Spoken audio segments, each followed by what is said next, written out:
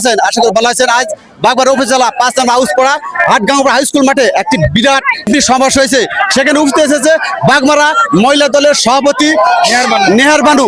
তাদের মুখে শুনবো আসলে বিএনপি ক্ষমতায় গেলে এই এলাকার উন্নতি কেমন হবে, আমরা নিয়ে শুনবো। আসসালামু আলাইকুম।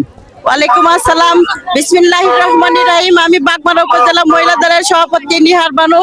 আমি আশা করি বিগত 17 বছর এই যে আমরা ভোট দিতে পারিনি, এখন আমরা মা বোনেরা ভাইয়েরা আমরা সবাই উৎসব মুখরিত হয়ে আমরা ভোট দিব যাব 12 তারিখে সকালে 6টার সময় থেকে। ভিডিওটি দেখছেন তাদেরকে জানাই আমি আপেল মাহমুদ রাঙ্গা আন্তরিক শুভেচ্ছা ও অভিনন্দন।